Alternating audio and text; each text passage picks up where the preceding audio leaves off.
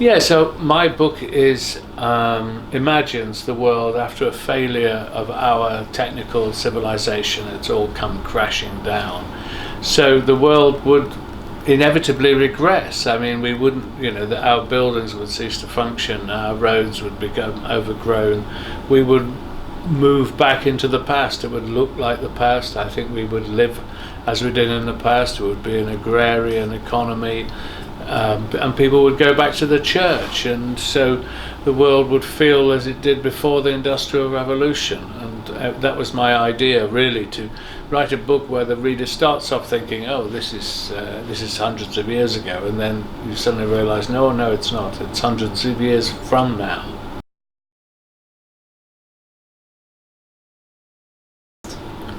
I think that it's been impossible to be a British author writing a political novel or this kind of dystopia satire without being conscious of what's been going on around you.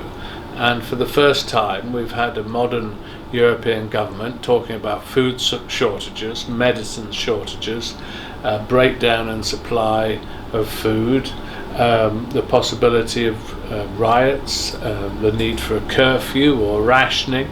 I mean, it has felt like a most extraordinary time of regression, and I think there is an aspect of that in the novel. The flag of England, the cross of St. George flies over a tiny village in the middle of the countryside. There are no foreigners anymore.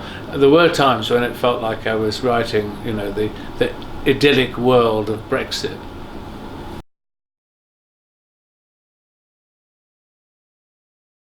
Well, I think that people have left the church because they believe in science and they believe in rationality and they believe in all the things that have happened over the last century or so.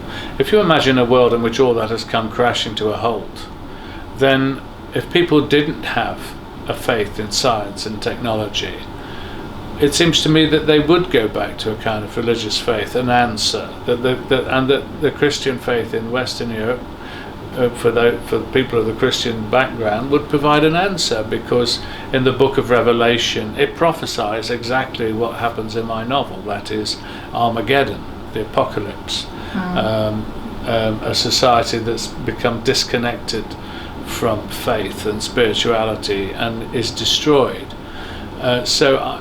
And also the physical fabric of the buildings of the church, certainly in Britain, would long outlast the modern buildings that surround the churches.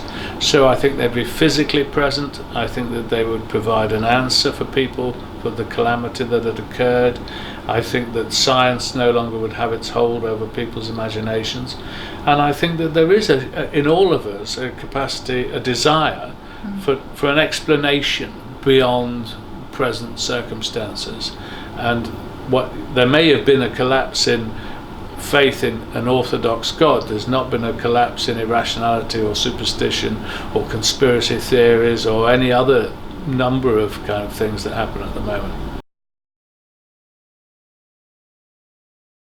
No, I'm an agnostic. I don't have the arrogance, certainty to be an atheist, although I can see the logic of it, but somehow some romantic pull in my mind keeps me thinking that there might be some greater dimension that our brains are incapable of processing, which I think is the view that was taken by Albert Einstein. So if it was good enough for him, it's good enough for me.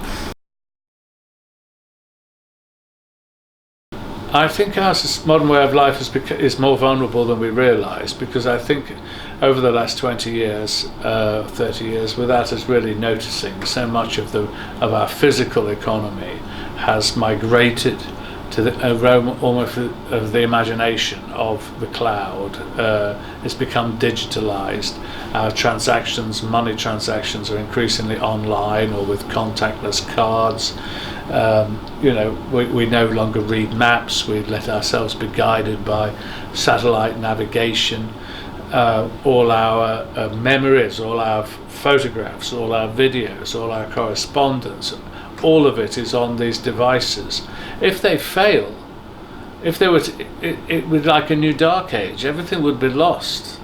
So I think we are vulnerable. I hope nothing happens, but it's not as if there isn't a possibility of a virus, or that governments aren't plotting cyber warfare against one another that could get out of hand. So it wouldn't take a long interruption, in my view, for there to be real chaos and loss of life and panic.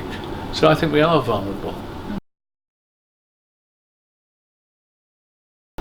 Well, yes, of course I have an iPhone, like almost everybody else that I know, and very useful it is too.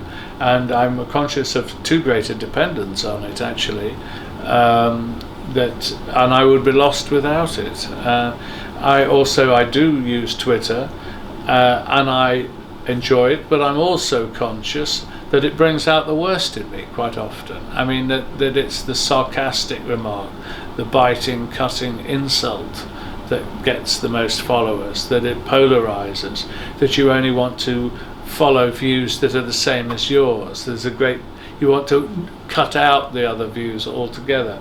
And I am daily shocked by the tweets from the President of the United States, and the idea that he rolls over in bed in the middle of the night and sends something out with no cabinet officers, nobody between him and the rest of the world. That is quite frightening to me. I mean, I don't think that's the way that rulers should behave.